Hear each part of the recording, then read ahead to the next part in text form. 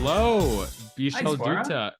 Hi, how's it going? It's going great, man. I'm so excited to be chatting with you. I'm so excited to speak with you as well. I really enjoyed the film. Congratulations. And yeah, just like seeing Desi horror like was really cool. I'm not South Asian myself. I'm West Asian Kurdish, but still I identify a lot with like a lot of South Asian experiences. And this was wonderful, especially seeing Megan. She was absolutely fantastic in this Isn't she film. great in this film? So good, so good. Loved watching her ever since Never Have I Ever, Yeah. which is currently on strike. But anyway, besides that, but just what the film really impressed on me was the need to reconcile all aspects of one's culture in order to succeed. So, Yeah. where did this idea come for you?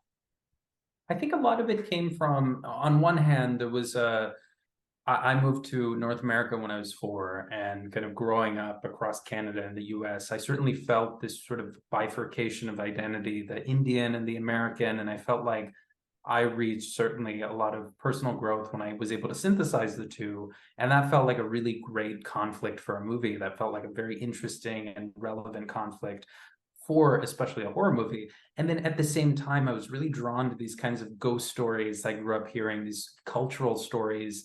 My grandfather had all these crazy ones about supposedly he was affected by a creature like this one at one point. Who knows the veracity of it? But these kinds of stories, there's something so universal to them, and that's why they get passed down the way that they do. And so those two sort of points of inspiration collided, and I was kind of like, no, I think I can do both in one movie.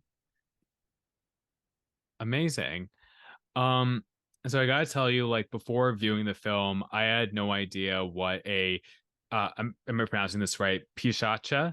Yeah, the Pishash. Yeah, Pishacha was. And researching on them after I viewed the film, you pretty much adapted their canonic appearances in Hinduism with some Yeah. changes, of course. So, Right. what was it like for you to bring this cultural aspect to a wider non-Hindu audience? Well, one of the things that was really intuitive about it was that this Pishash, well, I looked at many different monsters, and some of them were very interesting, a lot of these demons, but this one I just could not get out of my head because it's such a kind of uber boogeyman. It's such a kind of like the embodiment of fear. And what was so exciting to me was that, as specific as this particular story is, I felt that anyone could be afraid of this monster. I felt that everyone could relate to the main character's fear of this thing. And so, in a way, what's so exciting about bringing cultural horror from the East to the West is Hmm. that it feels like it's actually bridging the gap. I think horror is so universal because we're all afraid of these things. And in a way, showing someone that doesn't look like you or doesn't come from the same background as you something and saying, we're both scared of this, it Yeah. bridges the gap in such a cool way. It's something I've often been talking about, and it was this review from Slash Film about the film Raya and the Last Dragon that really Yeah, spoke to me with this phrase. But it's finally universal in the specific. absolutely. Absolutely. Yeah, And that's very much what we tried to do with this movie because, look, I mean, this sort of idea of someone caught between two binary in between a kind of binary dichotomy and having to synthesize something, I think it's not just specific to South Asians. It's not just specific to immigrants, even. I think a yeah. lot of us today feel like we're juggling multiple identities, and it's really only when we can find harmony in all the things that we are that a lot of us feel like we can be ourselves. And so that felt like such a real and universal thing to make a movie about, that then giving it the specificity of my experience and the experience of some of my family and friends, it just felt like it pushed it even deeper into the universal. Could you expound more on what those shared experiences were with your family and friends? Yeah, totally. I mean, I tried to remember a lot of little textural details. There's a moment early on when Sam leaves her house, immediately checks the smell of her shirt. And it was those very specific things that I remember. I remember being worried that I would smell like Indian food, right? And now it's like, it's my favorite smell. It's the best smell in the world. It's so So good. it's so good. Yeah. Now I'd kill to have my house smell like that. But, it's that kind of thing where I think those very specific touches will help an audience more.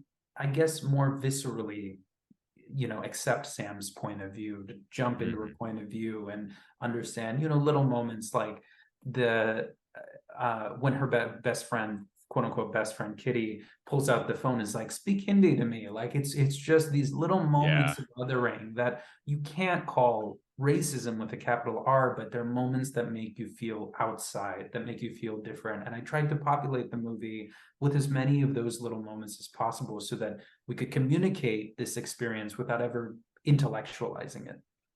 That's what I appreciate about the phrase Orientalism, when Yeah. it isn't always racism, but it is Right. Orientalizing and other us. So Right. definitely those were instances of those. So once again, Megan Suri is fantastic in this film. She demonstrates so much range within an hour and a half. Yeah. I just have to ask, what was it like to direct her on set, and how'd she take to, if I have this correct, her first horror movie? Yeah, she is an absolute dream to work with, as were all the actors on this film. They were all Yeah. phenomenal. But speaking to Megan, she has this, she was actually the first person I met for the role. And then I met a bunch of other people, but Oh. I couldn't get her out of my mind for the role because I could see her really that as this likable but shy kind of teenager at the beginning of the movie. But I also could see kind of the action hero that she would become by the end. And I could see the transformation that she would bring. And Megan has that movie star quality where I can hold a close up on her for so long and see her processing and thinking and inhabiting the character. And I Mm. think that really comes from discipline and commitment to character, right? So she's a dream to direct. We'd get on the set and I would have these long-winded explanations of what I wanted her to do. And she'd just kind of be like, let me try it. And then she would do so much better than anything I could put into words. So I think she's a very intuitive actor. And I think with her and Betty Gabriel and Niru Bajwa, Gage Marsh and Vic Sahay, all of those people, they are incredible physical performers too. And you asked about this Hmm. being Megan's first horror film. I don't think enough people talk about the physical component of horror Yeah. acting. And, even down to Mohana Krishnan, who plays Tamira, her screams in this movie, I Yeah. think are amazing. And So good. there's a calibration that actors within horror have to do of their bodies, of their vocal cords, that really I think is underappreciated. And in this movie, I kept wanting to add more physicality based on the actors themselves. No, it's so apparent in all of the performances, that physicality that brings so much more life to the performance. It's so good.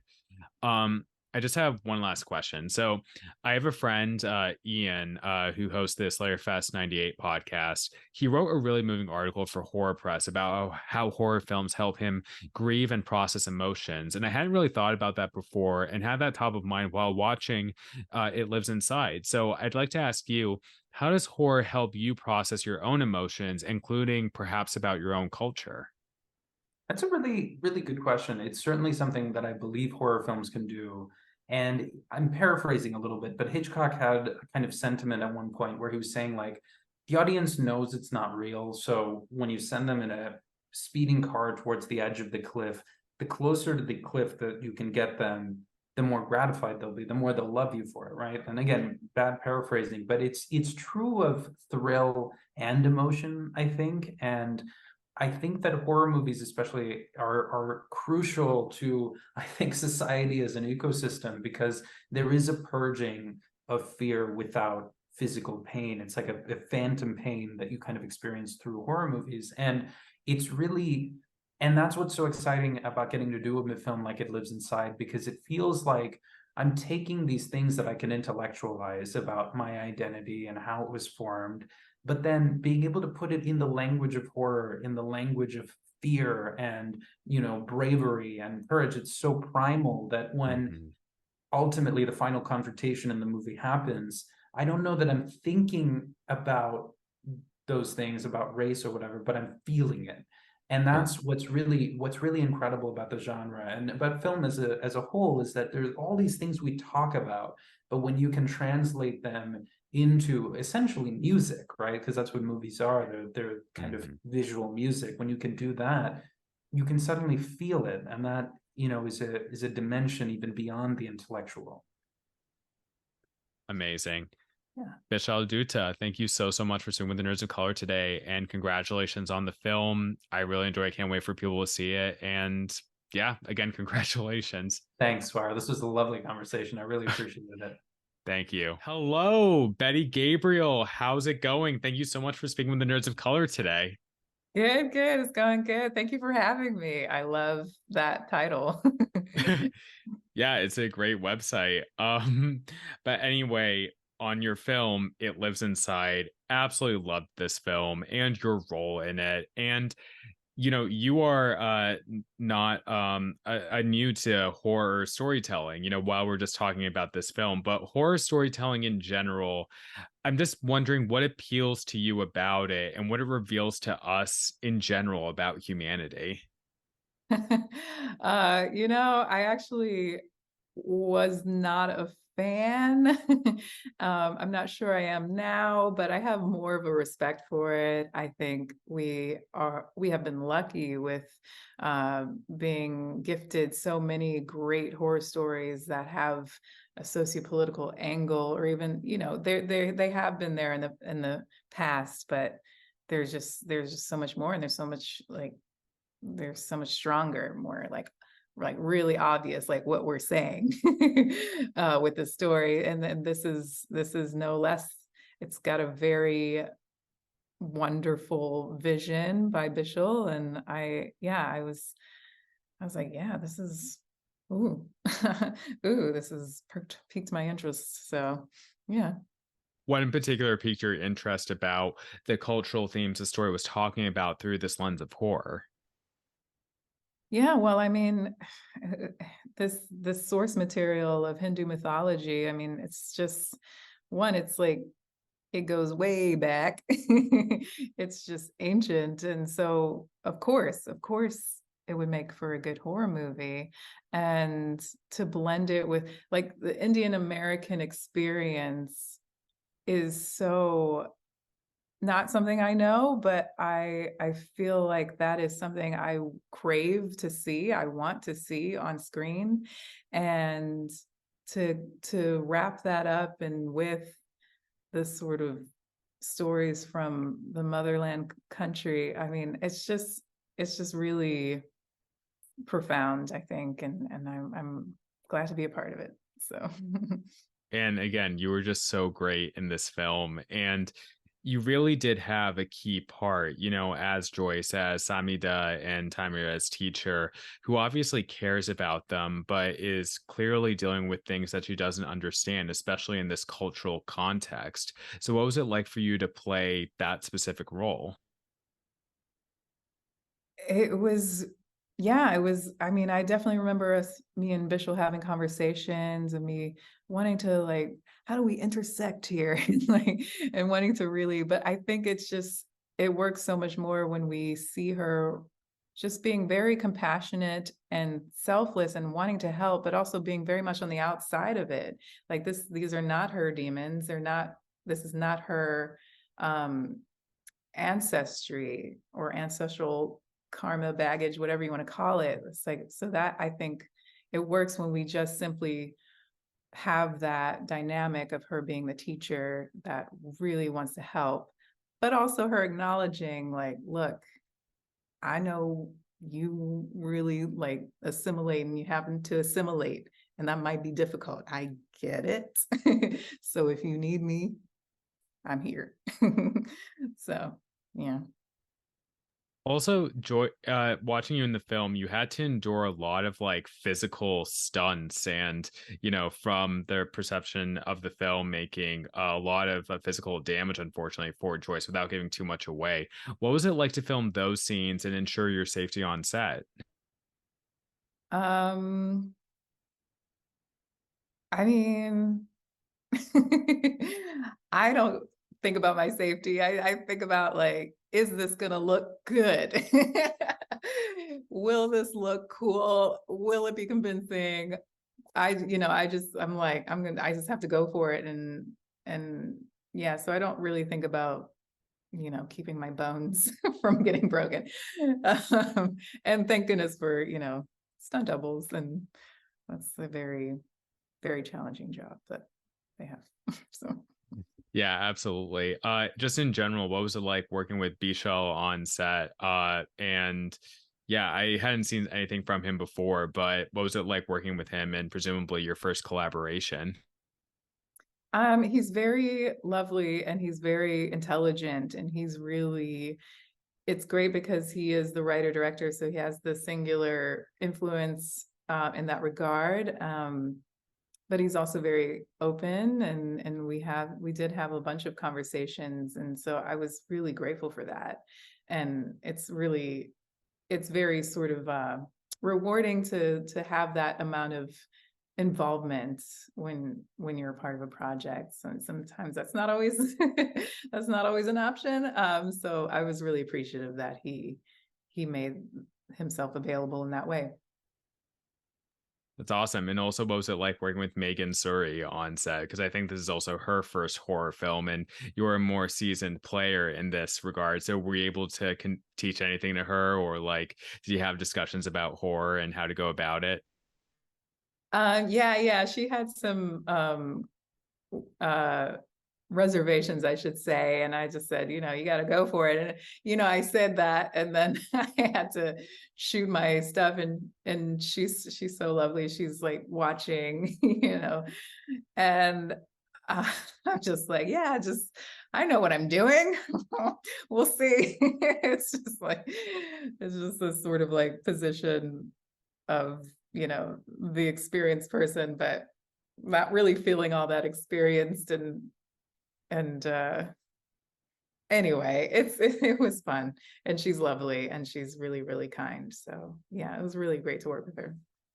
Yeah, and just again, everyone gives such a great performance in this film, and I guess I just really loved the sort of subduedness of it in the story and how it was being presented. So, I guess like what was that like for you to be part of this story that seems relatively small stakes but still has so much more to say and, potential danger, with the monster that we're dealing with in here? Yes. I mean, I feel like it is sort of a bit muted in moments, but what's being shown, I think visually, is really, I mean, it just hits home to me if in a lot of ways, seeing this really, really young Indian American girl trapped, you know, having to like mute her screams, and this, interracial couple where she's just like, I don't know, there's just so much about it that I think can resonate with an audience, even though it's not like bombastically saying it, if that makes sense. Yeah, totally. Especially with black and brown people at the center, where we often aren't in these sorts of films. Or if we are, it's like the trope of like, you know, character of color will be killed off first when no, like we're at the center here. Yes, very much so. And I kudos to Megan. I think she does it so well. This like, she's that girl that is going to become homecoming queen. It's like she is that girl. And we've seen this girl in countless of stories, TV shows, movies, but they've always been white. And so with her, the center of this, and in those sort of iconic, bike riding images, it's just really, it's like, whoa. It feels very, what's the word I'm looking for? Just like something, Impactful. yeah, and new, and pioneering tale. Yeah, absolutely. It has just felt so fresh in so many ways, and in no Yeah. small part due to your like performance in the film as well, which is really lovely. And just like everyone in the film gave their A game, and kudos and bravo to all of you. Thank you. I appreciate that. We all had to really just go for it. Absolutely. All right. Well, thank you so much, Betty Gabriel, for speaking with the Nerds of Color today, and congratulations on the film it coming out. I'm so glad I'm able to speak with you about promoting it. As we live in very interesting times right now, and yeah, I Yes. just really love the film, and just congratulations on it. Thank you. Thank you. Thank you. Fanboys, professional artists, and professors. Maybe a nerd who's just like you, talking about the things that you like too. So I invite you to the NOC. In full color, you see me. The hard knock life.